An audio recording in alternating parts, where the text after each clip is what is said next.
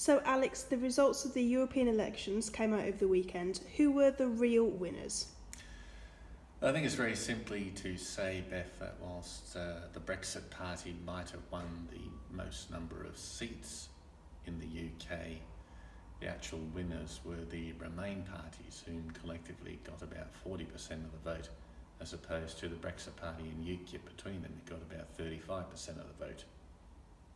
So what do these results mean for Brexit then? And will they help to speed up or slow down the process?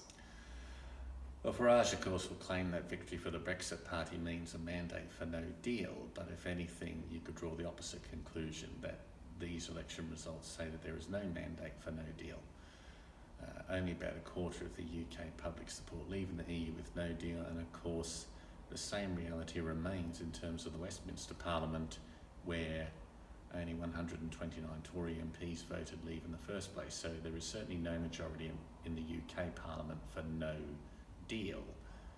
If anything, though, the effect of the performance of the Brexit Party will, I would think, scare most Conservative MPs and the government into doing anything possible to avoid facing a Westminster election, which could well result in Nigel Farage's outfit gaining a number of MPs in the UK Parliament and thereby destroying the government in the process.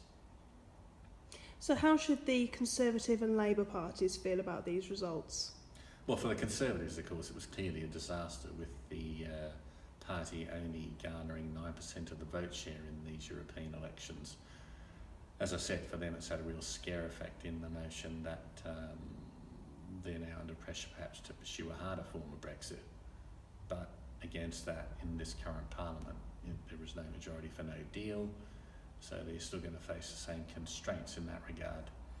For Labour, though, in a similar fashion, it was quite clear that a big chunk of the Labour vote went away to more obviously pro-Remain parties, and of course it was the Liberal Democrats in particular who did very well in these elections, improving their vote share from 6% in 2014 to around 20% in these elections.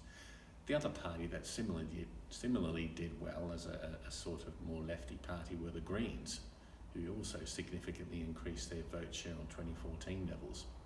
And that's actually an interesting comparative. If we look elsewhere in Europe at the overall results in the European Parliament, the big winners again were not the right-wing stroke nationalist parties, but rather the centrist stroke liberal parties and the Greens. For example, because the right-wing parties, as typified by the coalition in Italy, for example, or Viktor Orban's regime in Hungary, failed to make anticipated gains in Germany or Spain or the Netherlands.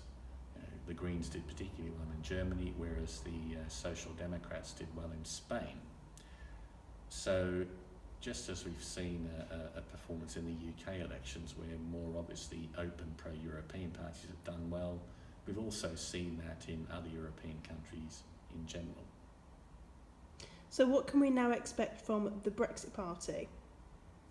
Well, that's a good question. We still don't know what the Brexit Party's policies are. Assuming they actually go to Brussels and take up their seats and function as MEPs, they'll have to engage in the political process and start articulating just what their views are in everything else other than leaving Europe with no deal.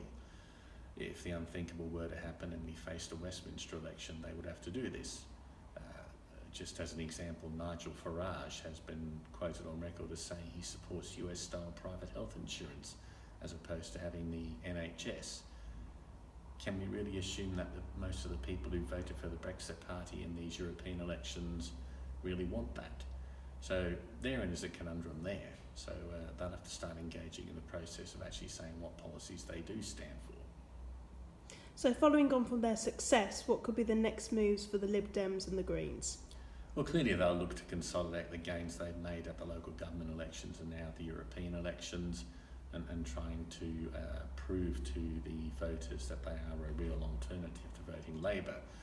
Of course, the difficulty in any Westminster election, as always, is the fact that we have a first-past-the-post voting system, which makes it very hard for parties such as the Lib Dems or the Greens to actually pick up a significant number of seats. If you cast your mind back to 2015 when UKIP contested and failed to win a single seat, if we had a system of proportional representation in place as we do in the European elections, the result would have been very different, and they would have picked up 30 or so seats, which would have given them more than the Scottish National Party, who of course had a clean sweep just about in 2015 in Scotland. So are Change UK over before they've even started? Oh, that's a good question, Beth. I think, clearly Change UK were not embraced by the voting public in the European elections. Again, under a first-past-the-post system in Westminster, if they were to face the country at large, it is distinctly possible they could all lose their seats. Are they over before they began?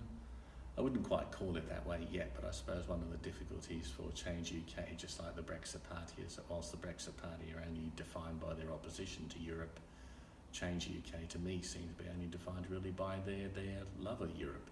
As a group containing former Tory MPs and former Labour MPs, they then have a similar problem in just how would they articulate coherent policies in terms of levels of taxation or spending.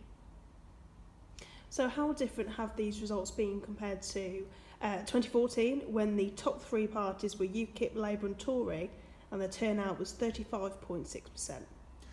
Well, again, we had a similar level of turnout to last time, which in some sense is surprising given all the noise in the lead up to these elections being treated as some kind of proxy referendum on EU membership.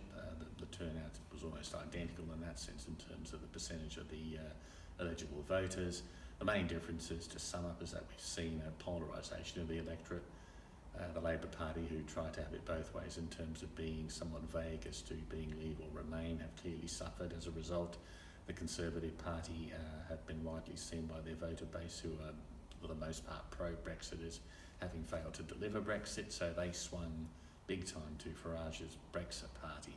So we've had this polarisation. If anything, these elections show that the country remains deeply divided on the whole Brexit issue of in or out. I don't think we're likely to see that change anytime soon. Although, if you were to try and translate these vote results into a simple in or out, the arithmetic would suggest that it would be a small Remain victory.